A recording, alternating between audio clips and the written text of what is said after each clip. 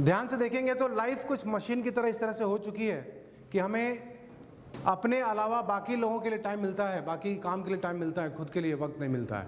अब body, mind और intellect के थ्रू हम इस संसार में ऑपरेट करते हैं, ये तीन चीज़ें हैं। अब बॉडी से क्या होता है, बॉडी से हम जो कुछ देखते हैं अपने इंद्रियों के द्वारा उसे हम परसीव करते हैं, परसीवर का नाम दिया जाता है। जो हम देखते लेते हैं, आंखों से लिया, कानों से लिया, टच करने से लिया, फील करने से लिया, उसे कहते हैं। तो बॉडी हमारा काम करता है परसीवर, वो परसीव करता है। माइंड है, माइंड क्या करता है, मन फील करता है। जैसे आपको कभी किसी ने गाली दी तो आपको तकलीफ होती है, परेशानी होती है, तकलीफ आपके बॉडी को नहीं होती, किसको होती है, माइंड को होती है। बॉडी तो आपकी वैसे की वैसी है, लेकिन आपके बारे में किसने कुछ गलत बातें बताई, कुछ भी बोला, अपशब्द बोला ऑफिस में या घर पे, तो आपको बुरा लगता है। वो फीलर कौन है, दैट इज योर मन, माइंड। थर्ड इज इंटेलेक्ट, जो कि बुद्धि कहते हैं। बुद्धि का काम क्या है, थिंकिंग करना, सोचना। बुद्धि आपको गाइड करती है कि क्या करना चाहिए, क्या नहीं करना चाहिए। इसलिए आप देखेंगे कई बार आप जब कोई डिसीजन लेते हैं तो आपके अंदर से एक मन आता है कि ये करूं, लेकिन तभी बुद्धि बोलती है नहीं ये मत करो, ये आपके लिए सही नहीं है। हमें जिन चीज़ों की इच्छा है, जिन चीज़ों की ज़रूरत नहीं है, लेकिन हमने कहीं देखा है तो उसके पीछे हम जाना चाहते हैं। अब हमारी वासनाएं कैसे काम करती हैं, हमारी 5 ज्ञानेंद्रियां हैं और 5 कर्मेंद्रियां हैं। तो हमारी जो ज्ञानेंद्रियां हैं उसके थ्रू, जैसे हम आँखों से देखते हैं, आँखों से देखते हैं, कोई भी अच्छी चीज़ हमें दिखाई दी तो देखते ही हमें हमारे अंदर थॉट्स आते हैं।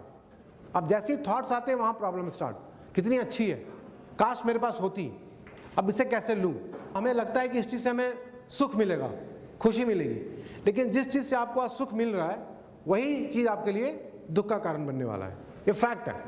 इसलिए आप देखेंगे लाइफ में ऐसे बहुत से लोग हैं जो स्टेबल रहते हैं, जो परेशान नहीं होते हैं, और दूसरी तरफ ऐसे बहुत से लोग हैं जो परेशान हो जाते हैं। तो उनकी परेशानी की वजह वो खुद है, उन्होंने खुद उसको आमंत्रण किया है, बुलाया है, they only invited all those problems. यदि आपने मन को फॉलो किया तो ध्यान रखिएगा मन आपको डुबाएगा। जितने भी गलत काम हो रहे हैं वो मन कराता है। तो बुद्धि आपको हमेशा बोलता है कि ये काम मत करो या ये काम करो, लेकिन मन की वजह से हम वहाँ पे फंस जाते हैं। अब है कि बॉडी करती है कैसे ऑपरेट, किसी ऑब्जेक्ट से करती है। ऑब्जेक्ट देखा, आंखों से देखा, कान से सुना, तो बॉडी का अटैचमेंट इस संसार में ऑपरेट करने के लिए ऑब्जेक्ट से होता है। और फील करते हैं, फील कैसे करते हैं, इमोशंस हमारे मन को फीलिंग देते हैं। और थर्ड चीज़ है थॉट्स। तो ये इंपॉर्टेंट इसलिए है कि यदि हमारी ये वासनाएं बीच में ना रहे तो स्टेट में हम कनेक्ट हो जाते हैं, उसे कहते हैं चेतना, चेतन कहते हैं। चेतन का मतलब ये होता है कि आप, अभी हम सब यहाँ पे हैं, अब मैं सवाल पूछूं कि यहाँ पे ये लाइट ऑन है या ये माइक जिससे मैं बात कर रहा हूँ ये चल पा रहा है, तो किसकी वजह से चल रहा है, ये बताइए, किसकी वजह से लाइट ऑन है और माइक चल रहा है, हाँ, इलेक्ट्रिसिटी, राइट। अब इसमें क्या है कि आप किसी बल्ब को या माइक को, या जैसे इलेक्ट्रिसिटी से बहुत से काम होते हैं, फ्रिज भी चलता है, गीज़र भी ऑन कर सकते हैं, यानी वो ठंडा भी करता है, गर्म भी करता है, लाइट भी है, ट्यूबलाइट भी है, रोशनी भी है, सब कुछ काम करता है, एसी भी चलता है। अब प्रॉब्लम क्या हो रही है कि उस एसी को, बल्ब को या गीज़र को लगता है कि ये मैं हूँ, ये मैं करवा रहा हूँ। तो क्या वो करवा रहा है, द मोमेंट आप बिजली को बंद करते हो, ऑफ करते हो, सारी पावर खत्म। तो ये मैं इसलिए बोलना चाह रहा हूँ कि हमारे अंदर भी जो पावर है, जो शक्ति है, जिसकी वजह से हम ऑपरेट कर पा रहे हैं, वो उसी की शक्ति है, लेकिन हमने क्या मान लिया, मेरी है। अब यहाँ जैसे ही मेरी वाली प्रॉब्लम आती है, मेरा है, मेरी है, वहाँ संसार में प्रॉब्लम चालू। आप देख लीजिए, हर जगह ही होगा आपके, जहाँ आपको लगा मैं कर रहा हूँ। अब मैं आपसे पूछ सकता हूँ, यदि यहाँ पे किसी को लगता है कि मैं कर रहा हूँ, तो मैं पूछ सकता हूँ कि आपकी ब्रीदिंग को कौन चला रहा है? आप नहीं चला रहे हो, चला रहे हो आप? रोक के दिखाओ, अपने आप आ जाएगी। आपका ब्लड सर्कुलेशन कौन कंट्रोल कर रहा है? आपका डाइजेशन कौन करा रहा है? ये सारी चीज़ें आप नहीं करा रहे हो। अब मेरे हाथ में एक ये कुछ, आपने इसको नाम सुना होगा, तो क्या कहते हैं, आप बोल सकते हैं क्या? ये कुछ दिख रहा है आपको? मैं इसको गिरा नहीं सकता। किशमिश? नहीं, बादाम नहीं है, चने हैं। तो ये चने के 2 तरह के चने मेरे पास यहाँ पे, एक तो बिल्कुल जो मार्केट से लेके आते हैं छोटे वाले चने, ठीक है। अब मेरा सवाल ये है, जब ये चना मार्केट से लेके आते हैं तो ये कई दिनों तक हम घर में रखते हैं, दुकान में भी रहता है बहुत दिनों तक। जब मन हुआ तो इसको हमने बनाना है सब्जी वगैरह, हमने क्या किया, उसको पानी में भिगा दिया। पानी में भिगोने के बाद यही चने ऐसे बन जाते हैं, ठीक है। तो इस चने को हम क्या कहें, इसके अंदर लाइफ, कोई बता सकता है लाइफ है या नहीं है? चने में लाइफ है? ये लाइफ, हाँ, ये लाइफ दिख सकती है हमको? इस चने को यदि हम खोल दें लाइफ दिखाई देगी? अब देखिए इस चने को, जो कि बिल्कुल सिंपल सा एक चना है, इसको मैंने क्या किया, मैंने फिर इसको अंकुरित किया तो इसके अंदर से ये बड निकल के आ रहे हैं। ठीक है, अब इतनी बड़ी ये प्रकृति की आप देखिए जो सीक्रेट है, रहस्य है कि छोटे से चने के अंदर एक पूरा प्लांट छिपा हुआ है। ये तो मैंने छोटा चना लिया, आप किसी और सीड को लेंगे तो पूरा ट्री बन जाएगा, राइट? तो अब बोलने का मतलब ये है कि इस लाइफ को कैसे ढूंढा जाए। आप चाहते हैं इस लाइफ को ढूंढना? लाइफ क्या है? What is life? मटका ये किससे बना है?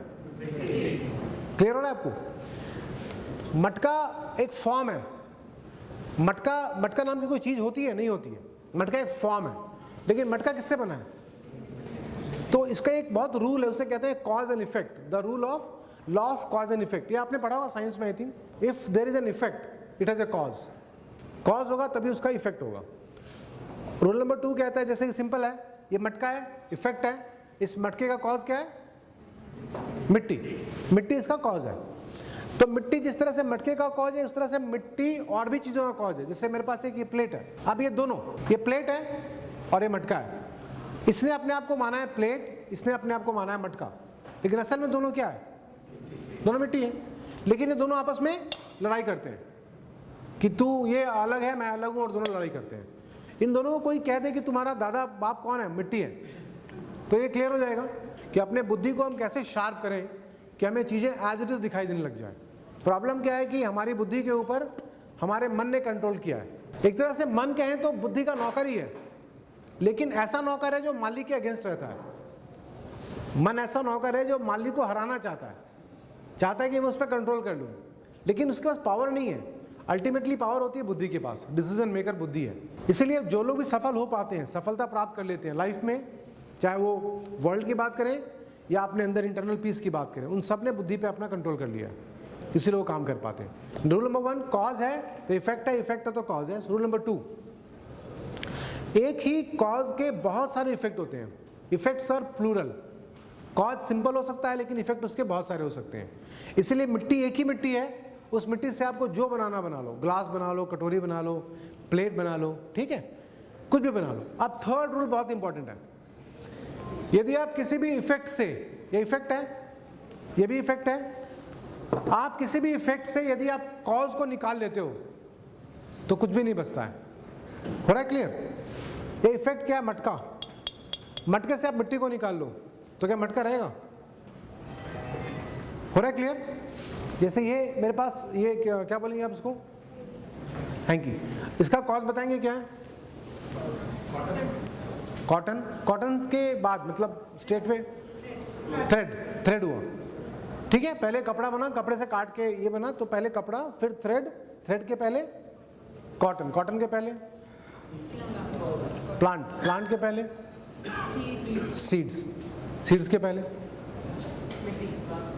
पहले प्लांट। आखिर वो सीड तो किसी प्लांट से है ना, राइट? तो ये जो चक्र चलता है, ये चलते रहता है। जैसे सवाल कई लोग कहते हैं पहले अंडा या मुर्गी, ठीक है, सवाल ही है। बट अंडा मुर्गी बताएंगे क्या है? अंडा वो जो मुर्गी बनने वाली है, या मुर्गी वो जो अंडा बनने वाली है, ठीक है। तो ये जो चक्र है, इस चक्र को यदि आप समझ जाते हैं तो आपकी लाइफ की गुत्थी सुलझ जाएगी। यदि आप अपने लाइफ से 1 घंटा या 10 मिनट 15 मिनट नहीं निकाल पा रहे हैं उस सेल्फ को जानने के लिए, तो फिर आपके लाइफ के जीने का कोई पर्पस नहीं रह पाएगा। आप मशीन बन के जियोगे, ठीक है। हम टेम्पोररी में कहीं पिकनिक चले जाएंगे, पार्टी कर लेंगे, यहाँ चले जाएंगे, वहाँ चले जाएंगे, बट अपने से आप कहाँ तक भागोगे बताओ मुझे? कई लोग जाते हैं शांति के लिए, यहाँ चले गए, वहाँ चले गए, होता है। कई लोग बोलते हैं मैं गुफा में जा रहा हूँ, मैं ये ध्यान करने जा रहा हूँ, मैं वो ध्यान करने जा रहा हूँ। बट मैं पूछता हूँ कि आप अपने से कहाँ भागोगे बताओ? सेल्फ को तो लेके जाओगे ना, तो आपके जो थॉट्स हैं आपके साथ वहाँ भी रहेंगे। आप बैठ जाओ, देख लो, करके देख लो। लेकिन एक बार आपने यहाँ पे बैठ के, इस रूम में ही बैठ के, या अपने घर में बैठ के इस सेल्फ को जानने का प्रयास किया, तो आपकी लाइफ की प्रॉब्लम सॉल्व। जिस दिन आपने इसको पकड़ लिया, अच्छा ये रहा, बस खत्म, सारी कहानी खत्म हो जाती है। मैं बता दूं कि जैसे हम बच्चों को बोलते हैं, छोटे बच्चों को, कि बेटा ये ग्लास लेके जाओ, किचन में रख दो, और हाँ ध्यान से जाना, टूटना नहीं चाहिए। सिंपल है कि यदि बच्चे ने ग्लास को लिया हाथ में और बच्चा मूव कर रहा है और यहाँ देख रहा है, तो ग्लास टक्कर खाएगा और टूट जाएगा। ये ध्यान ही ध्यान है, कोई बहुत बड़ी ध्यान नहीं है। इस ध्यान को बहुत हमने कॉम्प्लिकेटेड कर दिया, बहुत कॉम्प्लिकेटेड। क्यों ऐसा बोला गया है?